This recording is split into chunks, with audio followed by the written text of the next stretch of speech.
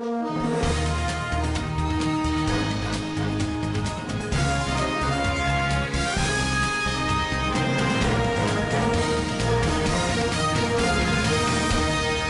News, informé dans l'éthique. En fait, j'ai une maison qui se trouve au niveau de Grand Yoff, quartier Darou Rahman, lot numéro 79, d'une superficie de 175 mètres carrés. Quand on quitte, moi j'appelle toujours CTO, l'ex-CTO, la gendarmerie, quand on monte pour aller sur le marché de Grand Yoff, sur la route de Grand Yoff, la maison qui fait l'angle, quoi. Ils ont squatté ou ils ont occupé illégalement mon bâtiment depuis plus de 10 ans. Quand je dis occupation illégale ou exploitation, ce n'est pas parce que c'est eux-mêmes qui habitent dedans. C'est juste, comme vous tous, vous connaissez le système GP. Vous connaissez des gens qui sont à l'extérieur, qui envoient des colis au Sénégal avec comme des vieilles portes en France, ou bien des chaussettes, ou bien des matelas yoy. En fait, ma maison sert d'un dépôt pour eux, quoi. Le but de ce point de presse, c'est dénoncer cette injustice. En fait, ils ont occupé illégalement, c'est parce que en 2010, il y avait des locataires là-bas que j'ai fait sortir pour construire. Et malheureusement, j'ai fait un AVC, même 2 AVC. Et pour des raisons de santé, je suis resté longtemps en Europe, je ne suis pas venu ici. Ils en ont profité pour s'installer. En fait, ils ont profité de ma vulnérabilité, de ma condition de santé. Et ils se sont installés illégalement dans ma maison. Maintenant, en 2014, j'ai fait quand même un effort. Je suis venu ici parce que j'ai les papiers de la maison. Voilà ce qu'on appelle le bail. Comme je vous ai dit, en 2014, j'ai fait un plan. En 2014, j'ai fait un plan. La date est là, mai 2014. Et Dieu a fait que ces jours-là, elle était avec moi.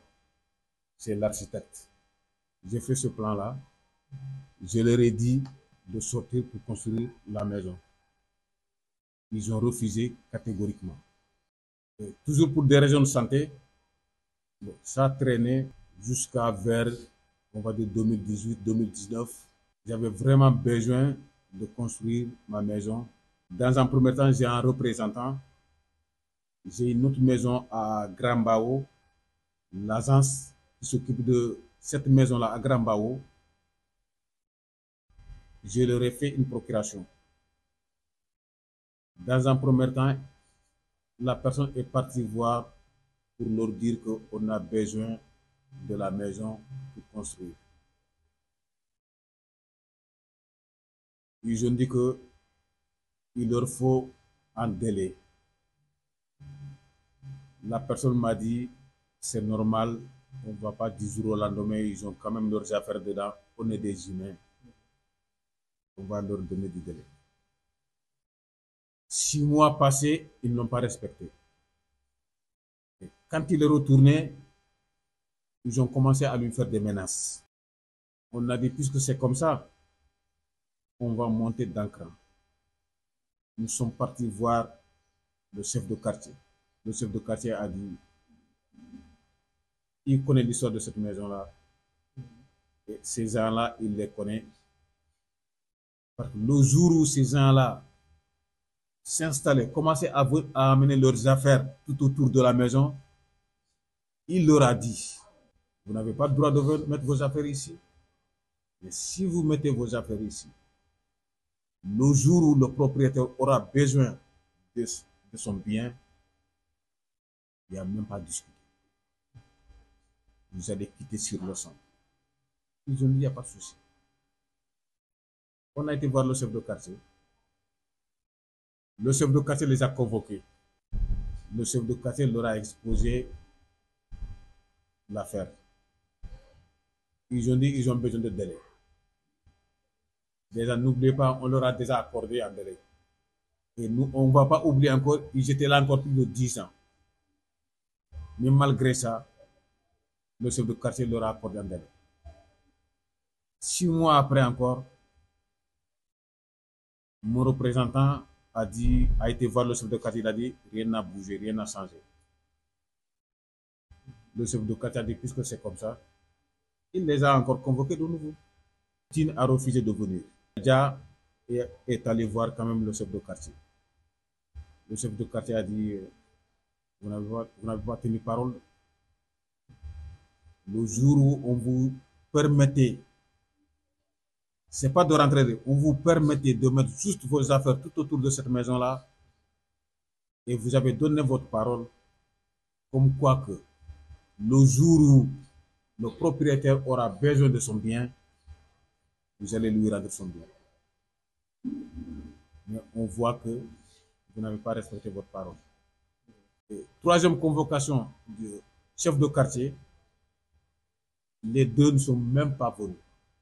Le chef de quartier a dit, puisque c'est comme ça, il a dit à mon représentant, maintenant, moi, je ne peux rien faire. On a engagé un huissier.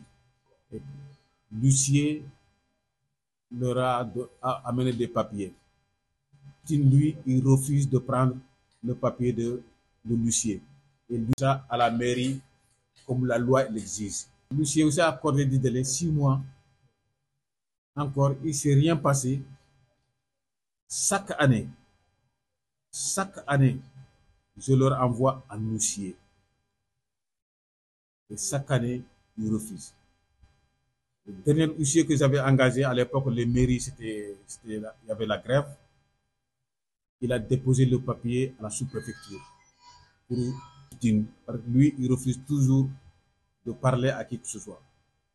Et puis, pour moi, en fait, j'ai pris ça comme Jai Dole, quoi. On est parti à la mairie. On nous a fait un arrêté. Et puis, bâtiment menaçant ruine. Avec un bâtiment menaçant ruine, ça, on ne doit même pas chercher à comprendre quoi que ce soit, on détruit. D'autant plus que, en face de la maison là, il y a des écoles. À la récréation, tous ces gens-là viennent de ce côté de la maison parce que les vendeurs de beignets, les vendeurs de sandwich, même les jakartamans maintenant se mettent là-bas tout autour de la maison, des gens qui vendent du café. En fait, le fait que les enfants viennent là-bas et le bâtiment, je vous invite même à aller jeter un coup d'œil là-bas, quoi. Dans quel état est le bâtiment, quoi. Ça peut tomber à tout moment, quoi. Et ça peut tomber sur nos enfants. Mais malgré ça, quand même, ils refusent de partir malgré la mairie. Et en 2022, je suis venu personnellement ici. J'ai fait des plaintes. Ils ont été convoqués par la police. Ils ont refusé même de répondre. On leur a permis de mettre leurs affaires tout autour de la maison dans un premier temps parce qu'on a juste envie de leur rendre service. Ce sont des humains comme nous. Ce sont des Sénégalais comme nous. Et demain, ils peuvent nous rendre service comme on les a rendu service. Mais malheureusement, aujourd'hui, on en est là, à courir partout. Pour que ce n'est pas qu'on leur demande eux de sortir par leur personne, mais juste leurs bagages, des vieilles bagages. Je peux amener 4 plats, je casse la maison et sur leurs affaires. L'être humain C'est-à-dire que son corps est sacré, ses biens sont sacrés. C'est juste pour ça qu'on leur demande gentiment d'enlever leurs affaires. Mais la chose s'est transformée en Djaïdole. Et cette maison-là, c'est moi qui paye les impôts tout le temps. Même les impôts de la maison, c'est moi qui les paye. Le but de ce point de presse, c'est juste dénoncer cette situation-là. Et j'ai espoir que, quel que soit Alpha, ils partiront un jour.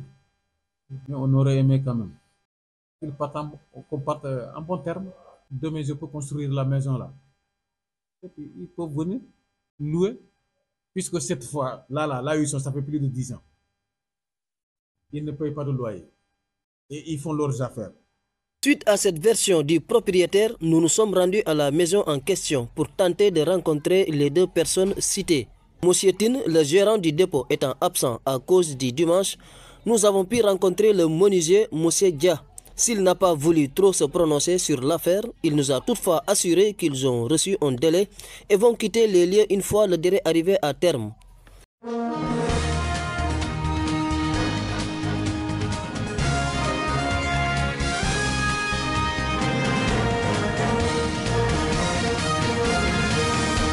CND News, informé dans l'éthique.